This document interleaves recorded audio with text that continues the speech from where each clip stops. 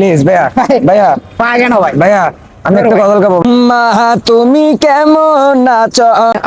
ভাইয়া ভাইয়া আমি একটা গজল গাবো ভাইয়া। কি ভাই, আপনি কি গজল গাবেন? ভাইয়া আমি মায়ের একটা গজল আচ্ছা, গাবো আচ্ছা, ভাইয়া। নমস্কার। ভাইয়া ভাইয়া প্লিজ ভাইয়া ভাইয়া পা কেন ভাই? ভাইয়া আমি একটা গজল গাবো ভাইয়া। না, পা একটা মায়ের গজল গাবো ভাইয়া।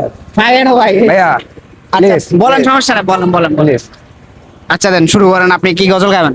আমি একটা মায়ের গজল গাবো ভাইয়া। মায়ের গজল? জি জি। আপনার মা কি বেঁচে আছে? আমার মা বেঁচে আছে। আচ্ছা, ঠিক আছে। অনেকজনের মা বেঁচে নাই, আমি ওনাদের জন্য একটা গজল গাইতে চেয়েছি। আচ্ছা, ঠিক আছে, গজল শুরু করেন আপনি, দেখি। মা তুমি কেমন আছো? মা তুমি কেমন আছো?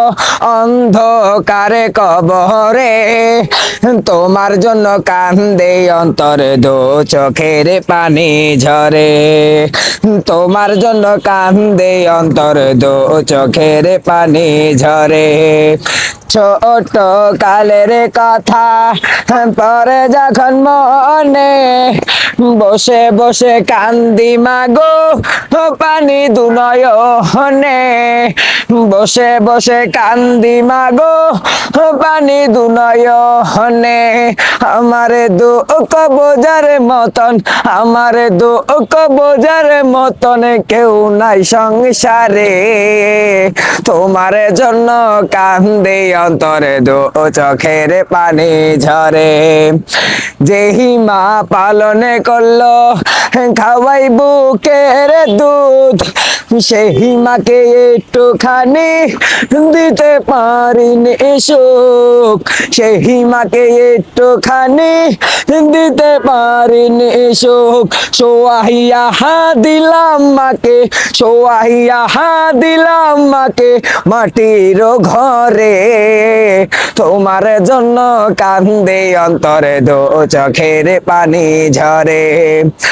আদরিনী সোহাগিনী হয় না রে এমন কেউ, এমন দরদি কেহ হয় না রে মায়ের মতন।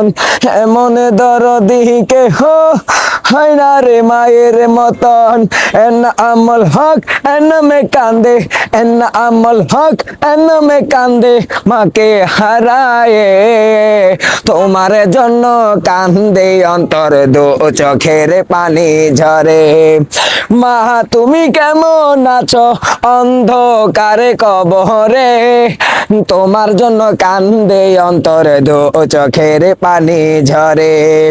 খোকা বলে যখন আমায় ডাকি তো মায়ে, দুঃখ কষ্ট যত থাকতো যেত সবে মোচে। ব্যথা বেদনা যত থাকতো যেত সবে মোচে। সোয়াহিয়া দিলাম মাকে, সোয়াহিয়া দিলাম মাকে মাটির ঘরে। তোমার জন্য কান্দে অন্তর দো চোখের পানি ঝরে। মা তুমি কেমন আছো? অন্ধকারে কবরে তোমার জন্য কান্দে অন্তরে দো চোখের পানি ঝরে। তোমার জন্য কান্দে অন্তর দো চোখের পানি ঝরে। একটা লাইক, একটা কমেন্ট, একটা শেয়ার করে দিন ভাইয়া যদি ভালো লাগে ভাইয়া। আসলে আমি কি বলবো, আসলে আমি নিজে অবাক হয়ে গেছি, এত সুন্দর একটা গজল গাইছে। এবং পিছে আছে হচ্ছে কবরস্থান। আচ্ছা, কবরস্থানে কি আপনার কেউ আছে? আমার আত্মীয় আছে। আত্মীয় বলতে? আমার নানা আছে। না আছে? জি আচ্ছা, আপনি মনে হয় আপনার মাকে অনেক ভালোবাসেন। জি বাসি। আচ্ছা, আপনার মা কি বেঁচে আছে না মৃত? এখন বাসের থেকে ভাই মৃত। মানে আচ্ছা, মনে হয় নাই, মনে হয় যত সম্ভব। যাই হোক, আসলে ওনার গজলটা শুনলে আপনিও অবাক হয়ে যাবেন, কারণ এত সুন্দর গজল। আর ওনার পিছে হচ্ছে কবরস্থান, উনি বারবারই কবরস্থানের দিকে তাকায়। তার মানে যে কষ্টটা, ওই কষ্টটা নিয়ে সেই গজল গাচ্ছে। আসলে গজলটা যদি ভালো লাগে তাহলে অবশ্যই লাইক কমেন্ট শেয়ার অবশ্যই করবেন, নাকি ভাই? জি ভাইয়া। আসলে আমি কি আপনাকে বলছি পা ধরার জন্য, আপনি নিজে আসছেন না? আমি নিজে আসছি ভাইয়া। আমি এখানে ভিডিও বানাচ্ছি, উনি দেখতেছে ওইখান থেকে আসছে, আসেনি আমার পা ধরতেছে। আসলে আমি তো কোনো মানবিক কাজে করি না, উনি আসে আমার সাথে পা ধরতেছে, শুধু একটা গজল গাইবে।